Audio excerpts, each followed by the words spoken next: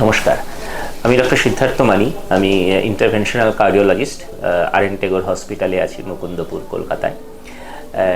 এই যুগের হার্টের রোগের একটা খুব গুরুত্বপূর্ণ কারণ বা রিস্ক ফ্যাক্টর হয়ে দাঁড়িয়েছে ওবেসিটি, অর্থাৎ মোটা হয়ে যাওয়া, ফ্যাট। এই ওবেসিটি কিন্তু গ্র্যাজুয়ালি একটা এপিডেমিক বা মহামারীর আকার নিচ্ছে হার্টের রোগের ক্ষেত্রে। বিশেষ করে আমরা আগে এই রিস্ক ফ্যাক্টরটা সম্পর্কে অতটা বেশি হয়তো অবহিত ছিলাম না, আজ থেকে কিছু দশক আগে, বা এটাকে অতটা গুরুত্বও দেওয়া হয়নি।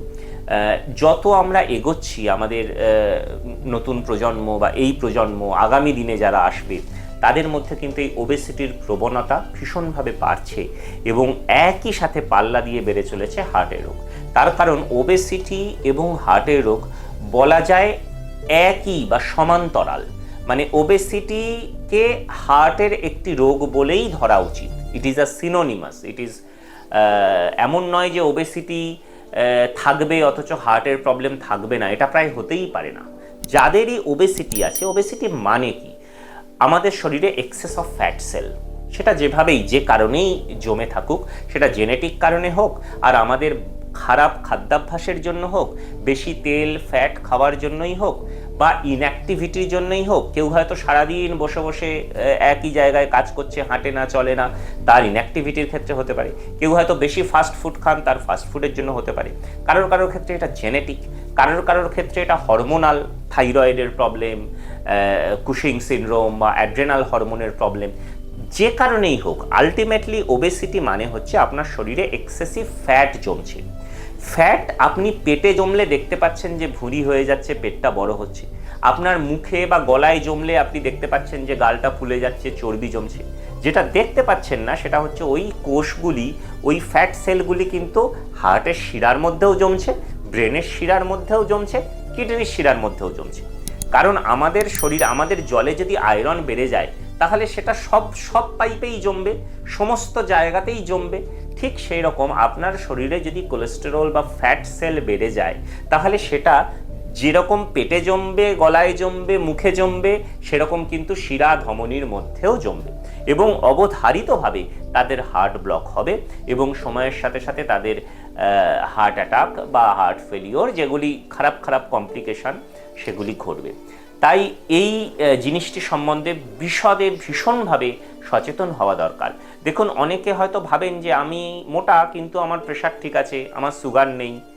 তা সত্ত্বেও আপনার প্রেশার, সুগার, কোলেস্টেরল যদি ঠিকও থাকে, আপনি শুধুমাত্র মোটা এইটুকু ফ্যাক্ট থেকে বলে দেওয়া যায় যে আপনার হার্টের মধ্যেও কিন্তু ব্লকেজ তৈরি হচ্ছে।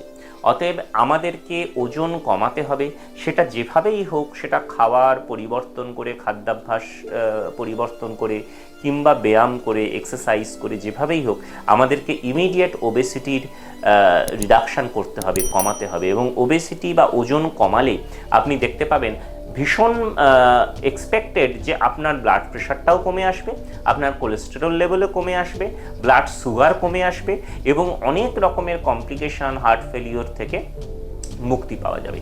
এবং ওবেস যারা, তাদের আরও কিছু কিছু অ্যাসোসিয়েটেড সমস্যা হার্টের ভীষণভাবে ক্ষতি করে। যেমন একটা কথা আজকাল হয়তো অনেকেই শুনবেন, অবস্ট্রাকটিভ স্লিপ অ্যাপনিয়া। যারা ওবেস, তাদের গলায় ফ্যাট সেল জমার ফলে রাত্রিবেলা ঘুমানোর সময় তাদের শ্বাসনালীটা বন্ধ হয়ে আসে এবং বারে বারে নাক ডাকা এবং ঘুম ভেঙে যাওয়ার প্রবণতা হয়। সবসময় তারা জানতেও পারেন না, কিন্তু দেখা যায় যে সারা রাতে হয়তো অসংখ্যবার ছোট ছোট সময়ের জন্য, ফ্র্যাকশন অফ সেকেন্ডের জন্য তাদের ঘুম ভাঙছে। ঘুম ভাঙলেই শ্বাসনালীটা আবার একটু চওড়া হয়ে যাচ্ছে, তার শ্বাস নিতে সুবিধা হচ্ছে।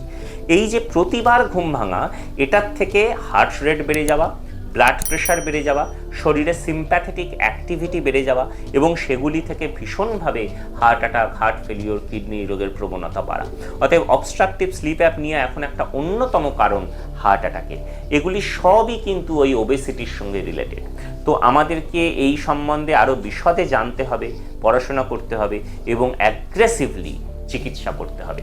সো প্লিজ, যাদের ওবেসিটি আছে তারা সেটাকে কমান এবং অনেকে চেহারা নিয়ে ব্যতিব্যস্ত হয়ে যান যে আমার ছেলেটা রোগা, আমার হাজবেন্ড চিকিৎসার পরে রোগা থাকছে। রোগা থাকাটা ভালো, যদি শরীরে তার কোনো রোগ না থাকে, যদি রোগা হওয়ার জন্য তার অন্য কোনো সিমটম, কোনো সমস্যা না হয়, তাহলে রোগা থাকাটাই তার পক্ষে স্বাস্থ্যকর, সেটাই বাঞ্ছনীয়। তো এটুকু মনে রাখুন, ওবেসিটি কমান, সঙ্গে হার্টের রোগও কমান। নমস্কার।